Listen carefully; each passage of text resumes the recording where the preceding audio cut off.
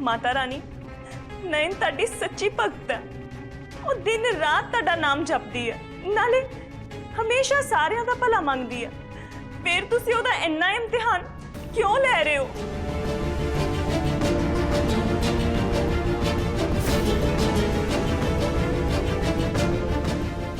सच्चे भगतां नूं ही ते सब तो औखा इम्तिहान देना पैंदा है ताकि वो बाकी लोगों लई मिसाल बन सकन।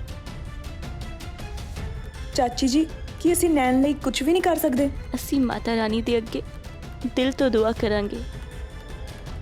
चला माता रानी नूं मनाइए।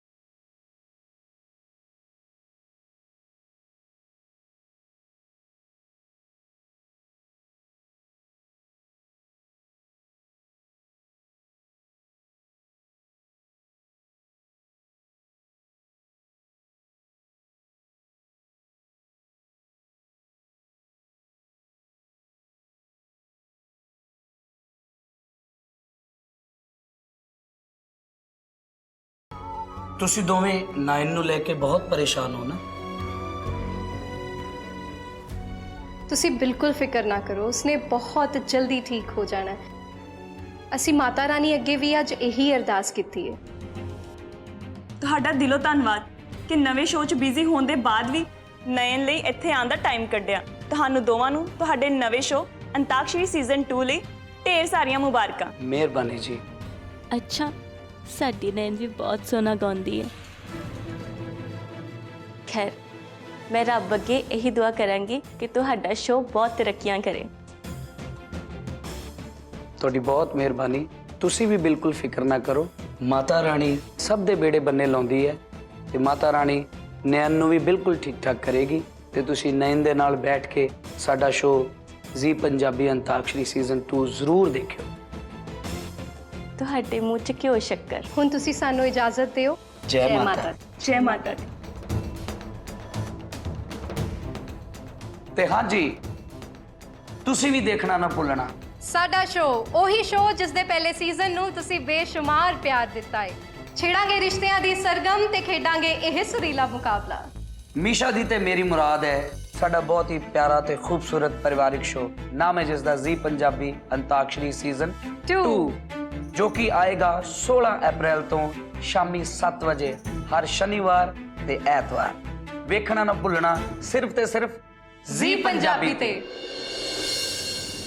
मां मां प्लीज कुछ तो बोलो, मैं तुहानू सब कुछ तो क्लीयर कर दिता है, हुण क्यों चुप हो? तो मां हुण तुसी दसो मैं तुहानू किद्दां समझावां कि मेरे दिल च नयन लई कुछ भी नहीं है। जे तुहानू लग रहा है ना कि मैं तुहानू झूठ बोल रहा तो मैनू हुणे मौत आ जाए। जे होर बकवास कीती ना तो पुट्ठे हत्थ दी इक मारांगी। जे तू साबित करना चाहता है ना कि नैन दी तेरी जिंदगी च कोई जगह नहीं है, हाँ तेनू मेरे नाल एक वादा करना पड़ेगा।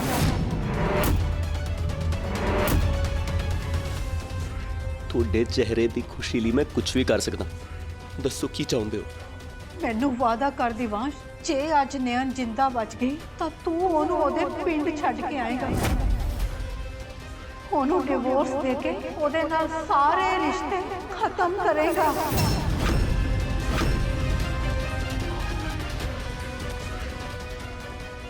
ਦਿਵਾਂਸ਼, ਵਾਅਦਾ ਕਰ ਦਿਵਾਂਸ਼, ਕਸਮ ਖਾ ਕਿ ਮੈਂ ਤੈਨੂੰ ਜੋ ਕਰਨ ਲਈ ਕਹਿ ਰਹੀ ਹਾਂ ਤੂੰ ਉਹੀ ਕਰੇਗਾ।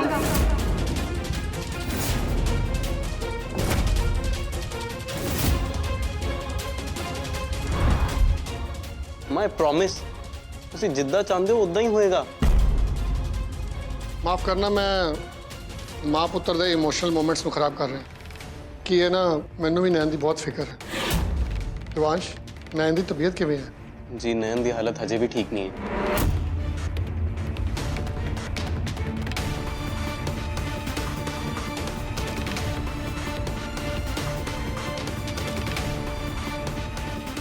ਵੈਸੇ ਨੈਣ ਨੇ ਤੁਹਾਨੂੰ ਪਹਿਲਾਂ ਹੀ ਦੱਸਤਾ ਸੀ ਨਾ ਕਿ ਤੁਹਾਡੀ ਜਾਨ ਖਤਰੇ 'ਚ ਹੈ। ਜੇ ਦਿਵਾਂਸ਼ ਨੇ ਨੈਣ ਬਾਰੇ ਕੁਝ ਵੀ ਪੁੱਛਿਆ ਤਾਂ ਤੁਸੀਂ ਉਹਨੂੰ ਕੁਝ ਨਹੀਂ ਦੱਸੋਗੇ? ਪਰ ਦੱਸੋ ਤਾਂ ਸਹੀ ਕਿਉਂ? ਕਿਉਂਕਿ ਦਿਵਾਂਸ਼ ਦੀ ਜਾਨ ਨੂੰ ਖਤਰਾ ਹੈ। ਨਹੀਂ ਦਿਵਾਂਸ਼, ਨੈਣ ਨੇ ਇਹ ਗੱਲ ਮੈਨੂੰ ਉਦੋਂ ਕਹੀ ਸੀ ਜਦੋਂ ਉਹਨੂੰ ਪਤਾ ਲੱਗਾ ਸੀ ਕਿ ਮੇਲੇ ਵਿੱਚ ਦੰਗੇ ਫਸਾਦ ਹੋਣ ਵਾਲੇ ਨੇ। ਝੂਠ ਬੋਲ ਰਹੇ ਹੋ ਤੁਸੀਂ। ਮੈਨੂੰ ਚੰਗੀ ਤਰ੍ਹਾਂ ਯਾਦ ਹੈ, ਤੁਸੀਂ ਪਿਛਲੀ ਵਾਰ ਮੈਨੂੰ ਕਿਹਾ ਸੀ ਕਿ ਨੈਣ ਨੇ ਤੁਹਾਨੂੰ ਕੱਟਣਾ ਹੋਣ ਤੋਂ ਪਹਿਲਾਂ ਹੀ ਸਭ ਕੁਝ ਦੱਸ ਦਿੱਤਾ ਸੀ। ਜੇ ਤੁਸੀਂ ਅੱਜ ਬਾਹਰ ਗਏ ਨਾ ਤੁਹਾਡੇ ਨਾਲ ਕੁਝ ਵੀ ਹੋ ਸਕਦਾ ਹੈ ਤੇ ਮੈਂ ਕੋਈ ਮਜ਼ਾਕ ਨਹੀਂ ਕਰ ਰਹੀ। ਕੀ ਹੋਇਆ ਇੰਸਪੈਕਟਰ ਸਾਹਿਬ? ਉਹ ਤਾਂ ਇਸ ਲਈ ਕਿ ਨੈਣ ਨੇ ਪੁਲਿਸ ਸਟੇਸ਼ਨ ਵਿੱਚ ਕੁਝ ਲੋਕਾਂ ਨੂੰ ਮੇਲੇ ਦੀ ਸਿਕਿਉਰਿਟੀ ਵਧਾਉਣ ਦੀ ਗੱਲ ਕਰਦਿਆਂ ਸੁਣ ਲਿਆ ਸੀ ਤੇ ਉਹਨੂੰ ਪਤਾ ਲੱਗ ਗਿਆ ਸੀ ਕਿ ਮੇਲੇ 'ਚ ਦੰਗੇ ਫਸਾਦ ਹੋਣ ਵਾਲੇ ਨੇ। ਹਾਂ ਉਹ ਤਾਂ ਠੀਕ ਹੈ, ਪਰ ਉਹ ਇਹਨਾਂ ਸਪੈਸੀਫਿਕਲੀ ਕਿੱਦਾਂ ਕਹਿ ਸਕਦੀ ਹੈ ਕਿ ਹਾਦਸਾ ਤੁਹਾਡੀ ਗੱਡੀ ਨਾਲ ਹੀ ਹੋਏਗਾ? ਕਿਉਂਕਿ ਕਿਸੇ ਵੀ ਦੰਗੇ ਫਸਾਦ ਸਭ ਤੋਂ ਪਹਿਲਾਂ ਪੁਲਿਸ ਦੀ ਗੱਡੀ ਤੇ ਹਮਲਾ ਹੁੰਦਾ ਹੈ। ਹਾਂ, ਇਹ ਗੱਲ ਸੱਚ ਹੈ ਕਿ ਨੈਣ ਨੇ ਉਸ ਹਾਦਸੇ 'ਚ ਮੇਰੀ ਜਾਨ ਬਚਾਈ ਸੀ। ਅੱਛਾ, ਜੇ ਇਦਾਂ ਦੀ ਗੱਲ ਹੈ ਤਾਂ ਉਹ ਤੁਹਾਡੇ ਪਿੱਛੇ ਪਿੱਛੇ ਪੁਲਿਸ ਸਟੇਸ਼ਨ ਕੀ ਕਰਨ ਆਈ ਸੀ? ਤਾਂ ਉਹਨੂੰ ਦੰਗਿਆਂ ਬਾਰੇ ਕੁਝ ਨਹੀਂ ਪਤਾ ਸੀ ਨਾ। ਆਖਿਰਕਾਰ ਇਹ ਚੱਲ ਕੀ ਰਿਹਾ ਹੈ? ਜਵਾਬ ਦਿਓ ਇੰਸਪੈਕਟਰ ਸਾਹਿਬ। ਦਿਵਾਂਸ਼ ਤਾਂ ਹੱਥ ਧੋ ਕੇ ਮੇਰੇ ਮਗਰ ਹੀ ਪੈ ਗਿਆ। ਕੀ ਕਰਾਂ, ਸੱਚ ਦੱਸ ਦਿਆਂ? ਉਹ ਇਸ ਲਈ ਕਿ ਉਹ ਮੈਨੂੰ ਰਿਕੁਐਸਟ ਕਰਨ ਆਈ ਸੀ ਕਿ ਮੈਂ ਜਲਦ ਤੋਂ ਜਲਦ ਪਤਾ ਕਰਾਂ ਕਿ ਤੁਹਾਨੂੰ ਜ਼ਹਿਰ ਦੇਣ ਦੀ ਕੋਸ਼ਿਸ਼ ਕਿਹਨੇ ਕੀਤੀ ਹੈ। ਉਹਨੂੰ ਤੁਹਾਡੀ ਜਾਨ ਦੀ ਬਹੁਤ ਪਰਵਾਹ ਹੈ। ਘਰੋਂ ਬਾਹਰ ਕੱਢਣ ਤੋਂ ਬਾਅਦ ਵੀ ਨੈਣ ਨੂੰ ਮੇਰੀ ਫਿਕਰ ਸੀ।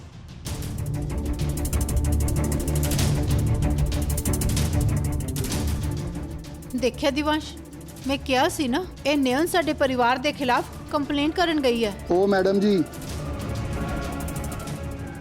ਨੈਣ ਬਾਰੇ ਕੋਈ ਸ਼ਬਦ ਗਲਤ ਨਾ ਬੋਲਣਾ। ਉਹਨੇ ਤੁਹਾਡੇ ਪਰਿਵਾਰ ਖਿਲਾਫ ਕੋਈ ਕੰਪਲੇਂਟ ਨਹੀਂ ਕੀਤੀ। ਇੱਥੋਂ ਤੱਕ ਕਿ ਤੁਸੀਂ ਉਹਨੂੰ ਅੱਧੀ ਰਾਤ ਘਰੋਂ ਬਾਹਰ ਕੱਢ ਦਿੱਤਾ ਸੀ, ਪਰ ਫਿਰ ਵੀ ਉਹਨੇ ਤੁਹਾਡੇ ਖਿਲਾਫ FIR ਨਹੀਂ ਕੀਤੀ।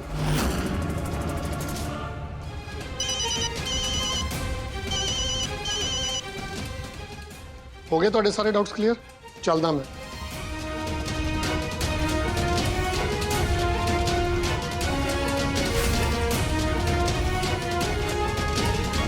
ਮੰਮਾ, ਮੈਨੂੰ ਲੱਗਦਾ ਸਾਨੂੰ ਦੁਬਾਰਾ ਇਨਵੈਸਟੀਗੇਸ਼ਨ ਸ਼ੁਰੂ ਕਰਾ ਦੇਣੀ ਚਾਹੀਦੀ ਹੈ। ਆਖਿਰਕਾਰ ਪਤਾ ਤਾਂ ਚੱਲੇ ਕਿ ਉਸ ਰਾਤ ਮੈਨੂੰ ਜ਼ਹਿਰ ਦੇ ਕੇ ਕਿੰਨੇ ਮਾਰਨ ਦੀ ਕੋਸ਼ਿਸ਼ ਕੀਤੀ ਸੀ। लो दीदी जी, गरम गरम मलाई वाला ਜ਼ਹਿਰੀਲਾ ਦੁੱਧ। ਦੇਖੋ ਇੰਸਪੈਕਟਰ ਸਾਹਿਬ ਦੀ ਗੱਲਾਂ ਤੋਂ ਇਹ ਤਾਂ ਕਲੀਅਰ ਹੋ ਗਿਆ ਕਿ ਮੈਨੂੰ ਜ਼ਹਿਰ ਦੇਣ ਵਾਲੀ ਨੈਣ ਨਹੀਂ, ਕੋਈ ਹੋਰ ਹੈ ਜੋ ਅੱਜ ਵੀ ਬਿਨਾਂ ਸਜ਼ਾ ਦੇ ਆਜ਼ਾਦ ਘੁੰਮ ਰਿਹਾ। ਤੇ ਜੇ ਉਹਦੀ ਮੈਨੂੰ ਮਾਰਨ ਦੀ ਪਹਿਲੀ ਕੋਸ਼ਿਸ਼ ਨਾਕਾਮ ਰਹੀ, ਇਹਦਾ ਮਤਲਬ ਉਹ ਦੁਬਾਰਾ ਕੋਸ਼ਿਸ਼ ਜ਼ਰੂਰ ਕਰੇਗਾ। I have to be alert mama. ਜੇ ਉਹਦੀ ਮੈਨੂੰ ਮਾਰਨ ਦੀ ਪਹਿਲੀ ਕੋਸ਼ਿਸ਼ ਨਾਕਾਮ ਰਹੀ, ਇਹਦਾ ਮਤਲਬ ਉਹ ਦੁਬਾਰਾ ਕੋਸ਼ਿਸ਼ ਜ਼ਰੂਰ ਕਰੇਗਾ। ਜੇ ਦਿਵਾਂਸ਼ ਨੇ ਇੰਸਪੈਕਟਰ ਸ਼ਮਸ਼ੇਰ ਨੂੰ ਇਸ ਕੇਸ ਦੀ ਇਨਵੈਸਟੀਗੇਸ਼ਨ ਤੇ ਲਗਾ ਦਿੱਤਾ ਤਾਂ ਮੇਰਾ ਵੀ ਜੇਲ੍ਹ 'ਚ ਚੱਕੀ ਪੀਣ ਦਾ ਟਾਈਮ ਬਹੁਤ ਦੂਰ ਨਹੀਂ ਰਹਿ ਜਾਣਾ। ਕੀ ਹੋਇਆ ਮੰਮਾ, ਤੁਸੀਂ ਇੰਨੇ ਘਬਰਾਏ ਹੋਏ ਕਿਉਂ? ਐਕਸਕਿਊਜ਼ ਮੀ ਮਿਸਟਰ ਦਿਵਾਂਸ਼, ਇੱਕ ਐਮਰਜੈਂਸੀ ਸਿਚੁਏਸ਼ਨ ਆ ਗਈ ਹੈ। ਨੈਣ ਦੇ ਸਿਰ ਤੇ ਸੱਟ ਵੱਜਣ ਕਰਕੇ ਉਹਨਾਂ ਦੇ ਬ੍ਰੇਨ 'ਚ ਕਲੌਟ ਹੋ ਗਿਆ ਹੈ ਤੇ ਇਮੀਡੀਏਟਲੀ ਸਰਜਰੀ ਕਰਨੀ ਪਏਗੀ। ਪਰ ਇਹ ਸਰਜਰੀ ਬਹੁਤ ਹੀ ਕੰਪਲਿਕੇਟਿਡ ਹੁੰਦੀ ਹੈ। ਪੇਸ਼ੈਂਟ ਦੇ ਬਚਣ ਦੇ ਚਾਂਸਸ ਸਿਰਫ 5% ਹੁੰਦੇ ਨੇ।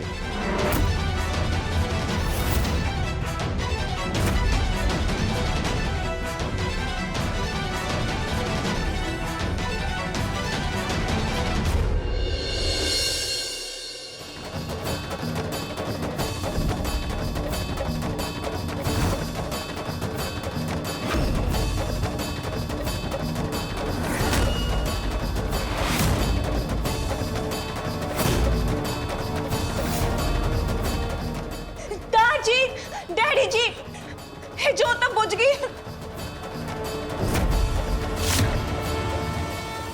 ਮੇਰਾ ਦਿਲ ਬਹੁਤ ਘਬਰਾ ਰਿਹਾ ਹੈ, ਕਿਤੇ ਨੈਣ ਨੂੰ ਕੁਝ ਤਾਂ ਨਹੀਂ ਗਿਆ। दादी नैन दे सिर ते मां नैना देवी दा हाथ है ओदी रक्षा आप करेगी। ਹਾਂਜੀ ਦਾਰ ਜੀ, ਜਿਸ ਨੂੰ ਸਭ ਦੀ ਫਿਕਰ ਹੁੰਦੀ ਹੈ ਨਾ, ਉਸ ਬੰਦੇ ਦੀ ਫਿਕਰ ਰੱਬ ਜੀ ਨੂੰ ਹੁੰਦੀ ਹੈ। ਨਹੀਂ ਨਹੀਂ ਰਾਜਵੀਰ, ਮੇਰੇ ਕੋ ਹੋਰ ਸਬਰ ਨਹੀਂ ਹੁੰਦਾ, ਮੈਨੂੰ ਹਸਪਤਾਲ ਲੈ ਕੇ ਜਾ। ਠੀਕ ਹੈ ਦਾਰ ਜੀ, ਚੱਲਦੇ ਆਪਾਂ ਹਸਪੀਟਲ।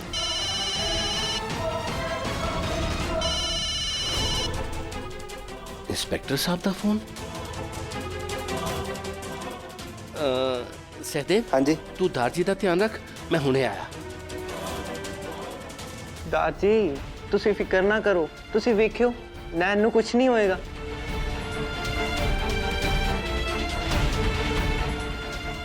ਪਲੀਜ਼ ਮਿਸਟਰ ਖੁਰਾਨਾ, ਤੁਸੀਂ ਜਲਦੀ ਕੋਈ ਡਿਸੀਜਨ ਲੈ ਲਓ। ਇਮੀਡੀਏਟਲੀ ਸਰਜਰੀ ਕਰਨੀ ਪਏਗੀ ਤੇ ਸਾਡੇ ਕੋਲ ਜ਼ਿਆਦਾ ਵਕਤ ਵੀ ਨਹੀਂ ਹੈ।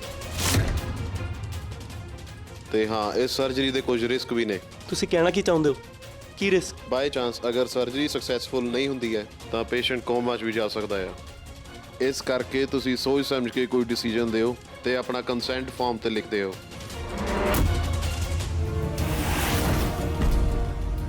ਡਾਕਟਰ ਸਾਹਿਬ, ਤੁਸੀਂ ਆਪਰੇਸ਼ਨ ਦੀ ਤਿਆਰੀ ਕਰੋ। ਠੀਕ ਹੈ।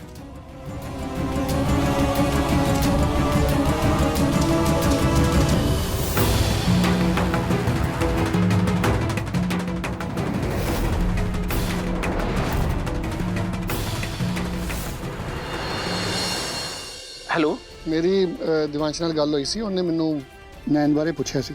ओही होया जिदा मैनू डर सी। अच्छा फिर तुसी की किया? ਮੈਂ ਤਾਂ ਉਹਨੂੰ ਸਾਫ਼-ਸਾਫ਼ ਕਹਿ ਦਿੱਤਾ पर की? ਇਹੀ ਕਿ ਮੈਨੂੰ ਇਹਦੇ ਬਾਰੇ ਜ਼ਿਆਦਾ ਨਹੀਂ ਪਤਾ। शुक्र है तुसी ते मेरा साई सुकाता सी इंस्पेक्टर साहब। बड़ा बहुत बहुत शुक्रिया कि तुसी दिवांश नू कुछ नहीं दसिया। ਸ਼ੁਕਰੀਆ ਵਾਲੀ ਕਿਹੜੀ ਗੱਲ ਹੈ ਰਾਜਵੀਰ ਜੀ, ਮੈਂ ਜੋ ਵੀ ਕੀਤਾ ਨੈਣ ਦੀ ਸੁਰੱਖਿਆ ਲਈ ਕੀਤਾ। इत्थे तुहाडी समझदारी है शमशेर जी। ਹੁਣ ਤੁਸੀਂ ਆਪਣਾ ਤੇ ਖਾਸ ਕਰਕੇ ਨੈਣ ਦਾ ਧਿਆਨ ਰੱਖਣਾ। जी बिल्कुल।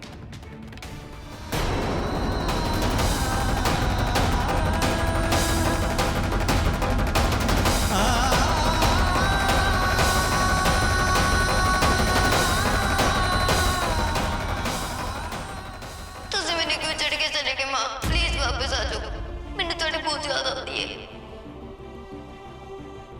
दिवांश पुत्र, तेरी मां कहती सी भावें सारे दरवाजे बंद हो जान पर एक दरवाजा कभी बंद नहीं होता, वो है रब दा दरवाजा।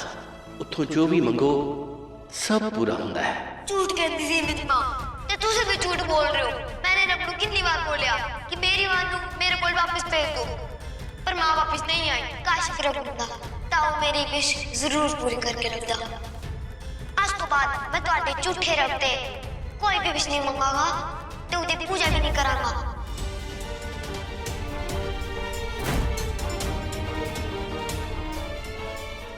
ਪਤਾ ਨਹੀਂ ਇਹ ਦਿਵਾਂਸ਼ ਕਿੱਥੇ ਚਲਾ ਗਿਆ ਹੈ। ਕੁਝ ਸਮਝ ਨਹੀਂ ਆ ਰਹੀ। ਸੁਣਿਓ ਜਰਾ, ਤੁਸੀਂ ਮੇਰੇ ਪੁੱਤਰ ਨੂੰ ਵੇਖਿਆ ਜਿਹੜਾ ਮੁੰਡਾ ਮੇਰੇ ਨਾਲ ਸੀ? No ma'am. ਤੁਸੀਂ ਮੇਰੇ ਦਿਵਾਂਸ਼ ਪੁੱਤਰ ਨੂੰ ਦੇਖਿਆ? मैं नहीं देखा।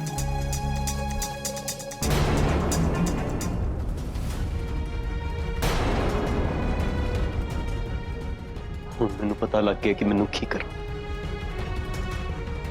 ਤੇ ਇਹ ਮੈਂ ਨੈਣ ਲਈ ਜ਼ਰੂਰ ਕਰਾਂਗਾ। ਹੁਣ ਇਹੀ ਕਰਨਾ ਪਏਗਾ।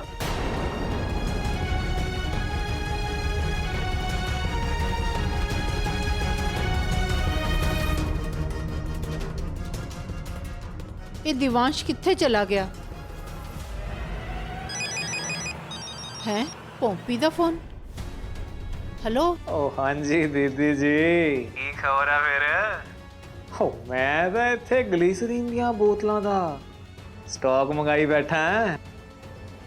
हो फिर उस नयन दी शोक सभा दे विच ओ मगरमच्छ वाले अथरू जो बहाने ने। ਪੌਂਪੀ ਹਜੇ ਥੋੜਾ ਸਬਰ ਕਰਨਾ ਪੈਣਾ। ਉਹ ਮਨਹੂਸ ਹਜੇ ਮਰੀ ਨਹੀਂ ਹੈ। की नयन जिंदा है? पर तुसी जेड़ी मैनू फोटो भेजी सी ਉਹ ਕੀ ਸੀ? ਉਹ ਮੈਨੂੰ ਗਲਤਫਹਿਮੀ ਹੋ ਗਈ ਸੀ। ਓਖੀ ਦੀਦੀ ਜੀ, ਤੁਸੀਂ ਤਾਂ ਮੇਰੀ ਸਾਰੀ ਪੀਤੀ ਹੋਈ ਲਾ ਦਿੱਤੀ ਹੈ। ਮੈਂ ਇੰਨਾ ਖੁਸ਼ ਸੀ। ਤੂੰ ਫਿਕਰ ਨਾ ਕਰ ਪੌਂਪੀ, ਉਹ ਮਨਹੂਸ ਜ਼ਿਆਦਾ ਦੇਰ ਜਿੰਦਾ ਨਹੀਂ ਰਹੇਗੀ। ਡਾਕਟਰ ਨੇ ਕਿਹਾ ਕਿ ਉਹਦਾ ਵੱਡਾ ਆਪਰੇਸ਼ਨ ਹੋਣਾ ਹੈ, ਜਿਹਦੇ ਵਿੱਚ ਉਹਦੇ ਬਚਣ ਦੇ ਸਿਰਫ 5% ਚਾਂਸ ਹੈ। ਔਰ ਜੇ ਉਹ ਬਚ ਵੀ ਗਈ ਨਾ ਤਾਂ ਉਹ ਪੱਕਾ ਕੋਮਾ 'ਚ ਜਾਏਗੀ। ਓਹੋ ਚਲੋ ਸਟਾਪ ਨਹੀਂ ਤੇ ਕੋਮਾ ਹੀ ਸਹੀ। ਘੱਟੋਂ ਘੱਟ ਨयन ਦੀ ਬਲਾ ਸਾਡੇ ਗਲੋਂ ਤੇ ਲੱਥੇਗੀ ਨਾ। ਪਰ ਇਸ ਵਾਰੀ ਕੋਈ ਗਲਤਫਹਿਮੀ ਤਾਂ ਨਹੀਂ ਹੈ ਨਾ ਤੁਹਾਨੂੰ? ਨਹੀਂ ਪੌਂਪੀ, ਇਹ ਸੱਚ ਹੈ। ਜੇ ਉਹ ਮਨਹੂਸ ਜਿੰਦਾ ਬਚ ਗਈ ਤਾਂ ਉਹ ਜਿੰਦਾ ਲਾਸ਼ ਦੀ ਤਰ੍ਹਾਂ ਰਹੇਗੀ। ਉਹ ਤੁਹਾਡੇ ਮੂੰਹ ਦੇ ਵਿੱਚ ਕਿਉਂ ਸ਼ੱਕਰ। ਹੁਣ ਤੇ ਨਾ ਮੇਰੀਆਂ ਅੱਖਾਂ ਤਰਸ ਗਈਆਂ ਨੇ ਇਸ ਨयन ਨੂੰ ਅਰਥੀ ਦੇ ਉੱਤੇ ਵੇਖਣ ਲਈ।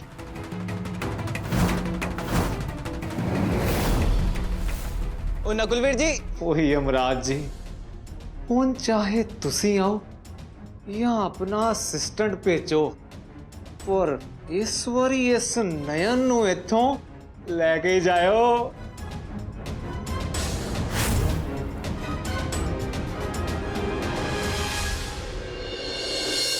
ਮਮਤਾ, ਤੈਨੂੰ ਪਤਾ ਹੈ ਤੂੰ ਅੱਜ ਭਾਵੇਂ ਮੇਰੇ ਨਾਲ ਨਹੀਂ ਹੈ, ਪਰ ਤੇਰੇ ਨਾਲ ਦੁੱਖ ਸਾਂਝਾ ਕਰਕੇ ਮੇਰੇ ਦਿਲ ਦਾ ਬੋਝ ਹਲਕਾ ਹੋ ਜਾਂਦਾ ਹੈ।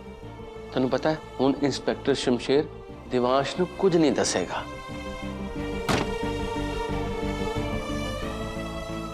ਕੀ ਹੋਇਆ ਪੁੱਤਰ? ਮੈਨੂੰ ਨੈਣ ਬਾਰੇ ਸੋਚ ਕੇ ਬਹੁਤ ਟੈਨਸ਼ਨ ਹੋ ਰਹੀ ਹੈ। चल राजवीर, बहुत देर हो गई, अपन चलिए। ਪੁੱਤਰ ਤੂੰ ਫਿਕਰ ਨਾ ਕਰ, ਤੂੰ ਘਰ ਆਰਾਮ ਕਰ, ਅਸੀਂ ਤੈਨੂੰ ਹਸਪਤਾਲ ਜਾ ਕੇ ਚੰਗੀ ਖਬਰ ਦਵਾਂਗੇ। ਦਾਰ ਜੀ, ਅਸੀਂ ਵੀ ਨਾਲ ਚੱਲਾਂਗੇ। ਹਾਂਜੀ ਦਾਰ ਜੀ, ਮੇਰਾ ਵੀ ਨयन ਨੂੰ ਦੇਖਣ ਦਾ ਬਹੁਤ ਦਿਲ ਕਰ ਰਿਹਾ ਹੈ। चलो तुसी भी चलो, आओ। ਉਹੀ ਅਮਰਾਜ ਜੀ, ਹੁਣ ਚਾਹੇ ਤੁਸੀਂ ਆਓ ਜਾਂ ਆਪਣਾ ਅਸਿਸਟੈਂਟ ਭੇਜੋ, ਪਰ ਇਸ ਵਾਰੀ ਇਸ ਨयन ਨੂੰ ਇੱਥੋਂ ਲੈ ਕੇ ਜਾਇਓ। ਮੈਂ ਵੀ ਕਿੰਨੀ ਬੇਵਕੂਫ ਹਾਂ।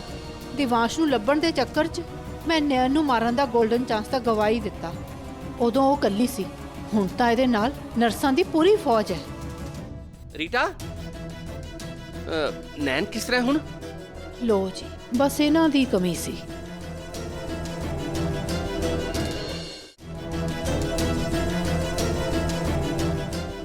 ਨਹੀਂ ਨੈਣ ਨੂੰ ਕੁਝ ਨਹੀਂ ਹੋ ਸਕਦਾ।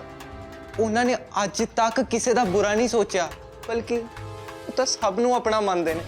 ਮੈਨੂੰ ਯਕੀਨ ਹੈ ਉਹਨਾਂ ਦਾ ਮਾਂ ਨੈਣਾ ਦੇਵੀ ਤੇ ਵਿਸ਼ਵਾਸ ਹੀ ਉਹਨਾਂ ਨੂੰ ਹਰ ਮੁਸੀਬਤ ਤੋਂ ਬਚਾਏਗਾ। क्विक ਨੈਣ, ਡਾਕਟਰ ਸਾਹਿਬ ਇਹਨੂੰ ਕਿੱਥੇ ਲੈ ਕੇ ਜਾ ਰਹੇ ਹੋ?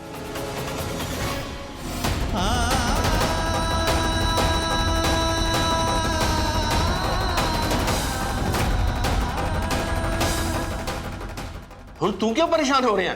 ਇਹ ਜੋ ਸਭ ਕੁਝ ਹੋ ਰਿਹਾ ਨਾ, ਇਹਦਾ ਜ਼ਿੰਮੇਵਾਰ ਤੂੰ ਵੀ ਹੈ। ਮੈਂ ਕੁਝ ਨਹੀਂ ਕੀਤਾ।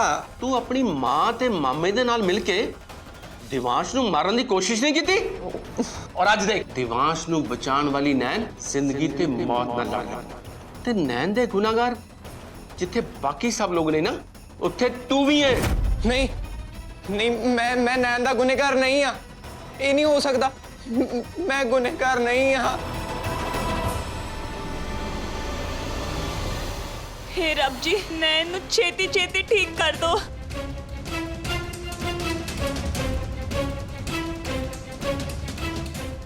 ਨयन ਦਾ ਐਡਾ ਵੱਡਾ ਆਪਰੇਸ਼ਨ ਹੋਣ ਵਾਲਾ ਸੀ ਔਰ ਤੂੰ ਸਾਨੂੰ ਦੱਸਿਆ ਤੱਕ ਨਹੀਂ। ਦਾਰ ਜੀ, ਤੁਸੀਂ ਦਿਲ ਤੇ ਨਾ ਲੈ ਲਵੋ, ਇਸ ਲਈ ਨਹੀਂ ਦੱਸਿਆ। ਤੂੰ ਕੀ ਕਹਿਣਾ ਚਾਹਨੀ ਹੈ?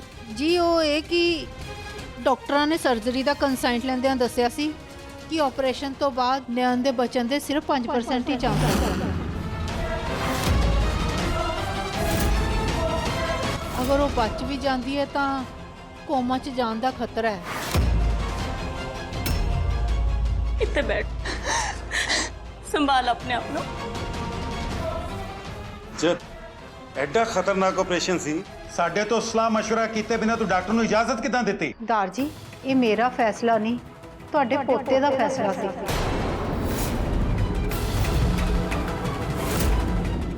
ਤੇ ਦਿਵਾਂਸ਼ ਫੈਸਲਾ ਕਿੱਥੇ ਹੈ?